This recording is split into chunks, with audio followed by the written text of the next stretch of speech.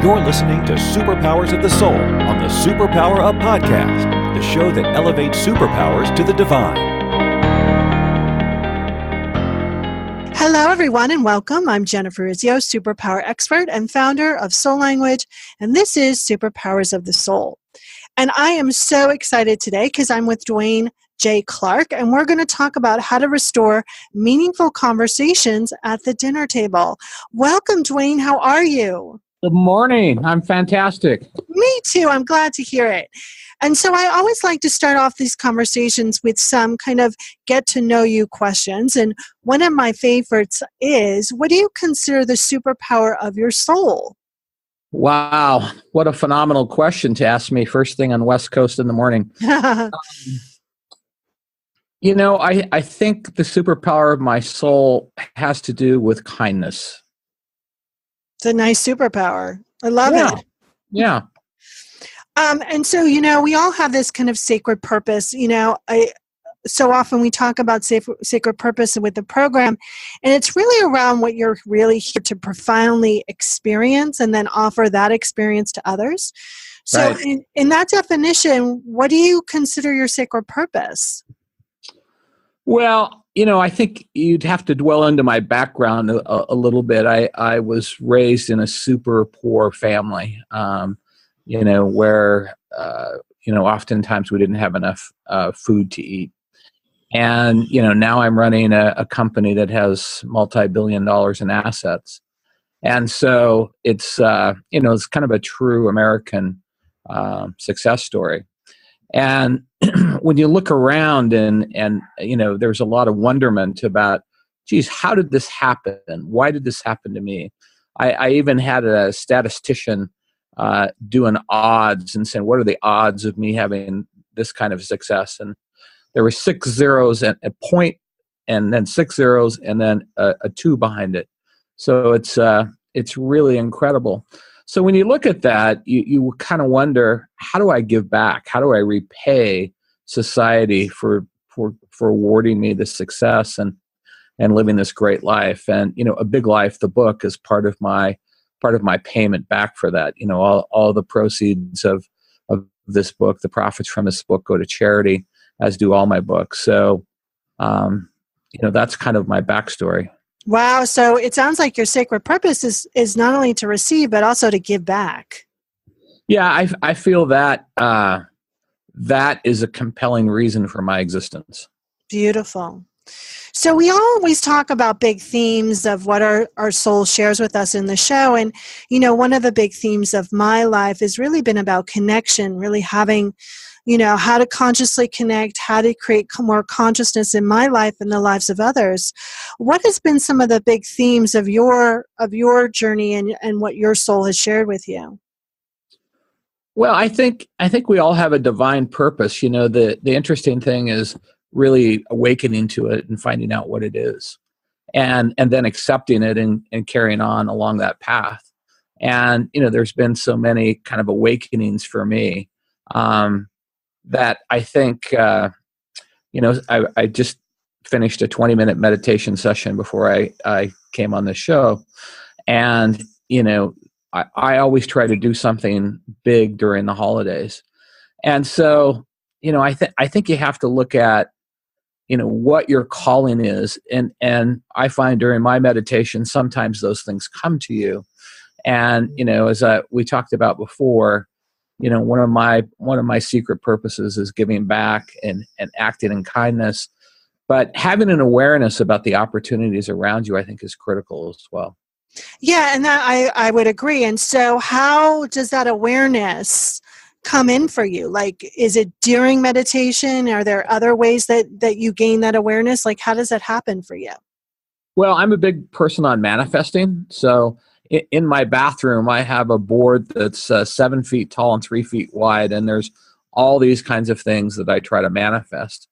And, sometimes when you manifest, it doesn't turn out exactly like you thought it would, but the end result is probably like it is. And so sometimes, opportunities come to me in weird ways. And, I'll look at my manifest board, and, one of the things that I have on there is kind of random acts of kindness.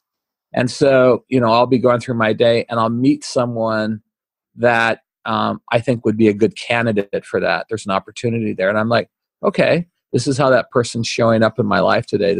I'm supposed to do something for that person. So, yeah, but you have to be awakened to the opportunity when it presents itself.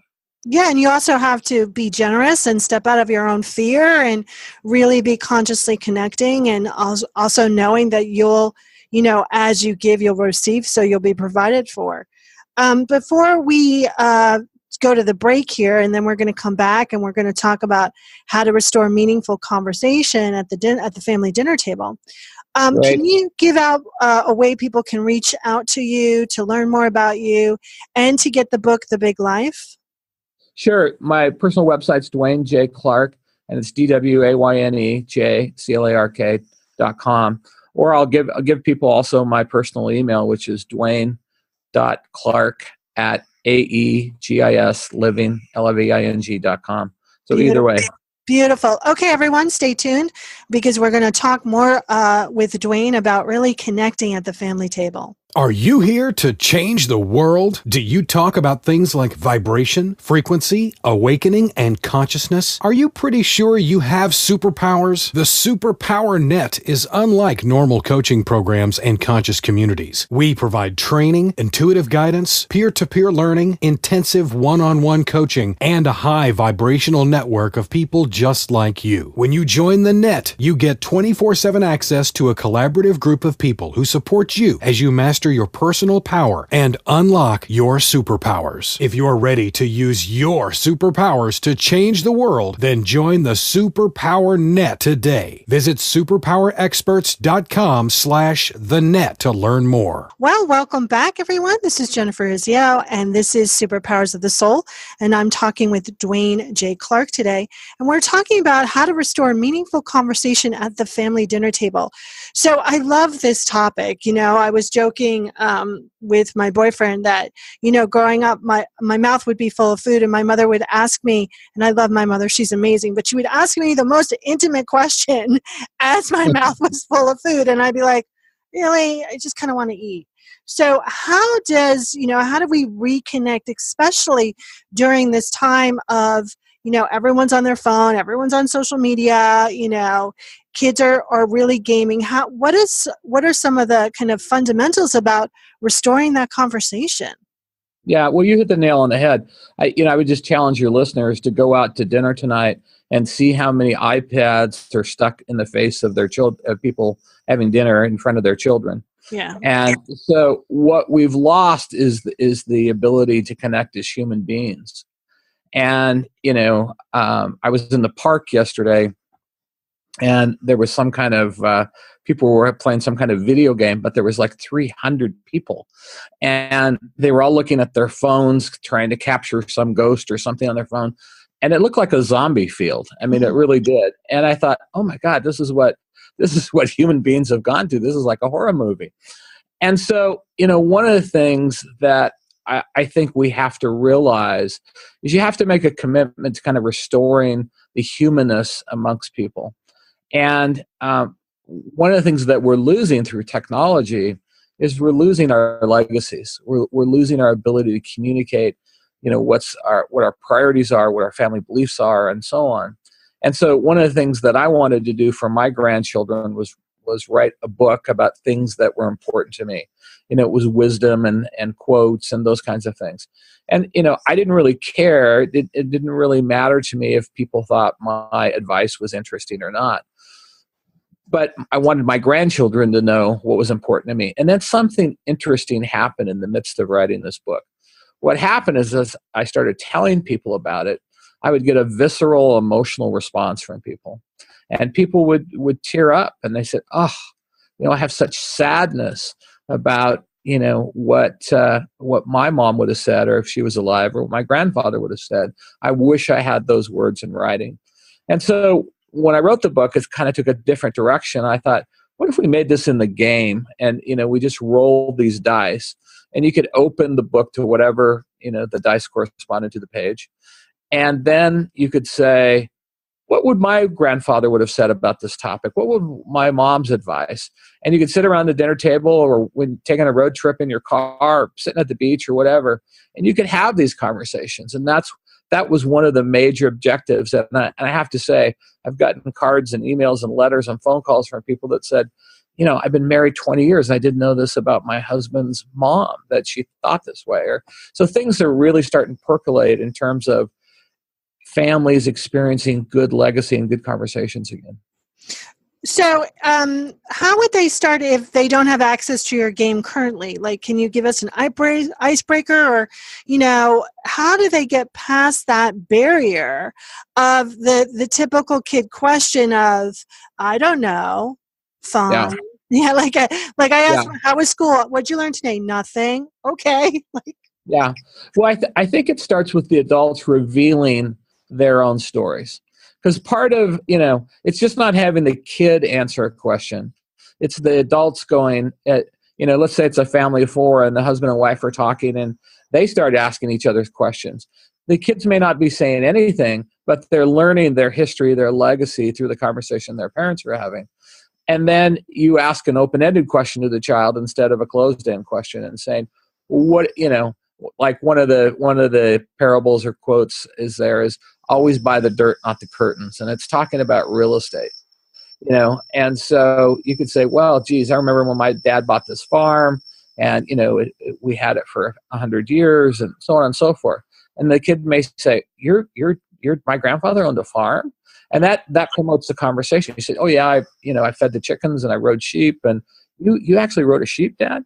So these are the kinds of things that happen. Things are built upon. And what has happened is we tend to ask more yes or no questions in society today. Did you clean your room? Yes. Did you do your homework? Yes. And so we talk very little. The storytelling, the art of storytelling has really gone by the wayside. So the book is used as really a tool to help motivate and ask better questions. Beautiful. So what was one of the stories that really had a big impact on you from your own family history? A story that within my own family? Yeah. Well, my mom always used to make this quote, and it's interpreted 1,000 different ways, which is kind of funny. And it's in the book. My mom's favorite quote was, love all, trust few, always paddle your own canoe. So that was her, who knows where that came from, but we grew up with that.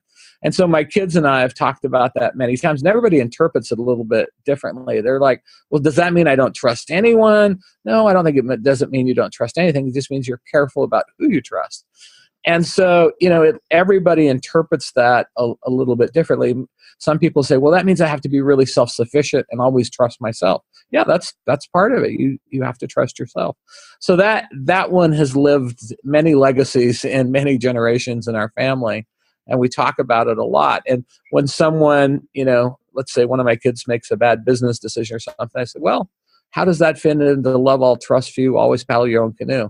Maybe you bet on a partner that didn't come true for you, Beautiful. I remember being a kid and at family gatherings, the men would play poker or cards, and I would sit there and I would just listen to all the stories. And I love that. I loved hearing from different relatives their stories and their perspectives, and just, being kind of that fly on the wall. And I think that also gave me this love of understanding human nature. So I love about this reconnecting. So as we're wrapping up our conversation and getting down to the couple last questions, what is, if parents and children are going to reconnect over that dinner table, what is the one thing that you want them to remember from this conversation so they can start implementing right now today? Well, I think it's the sense of family, legacy, and community.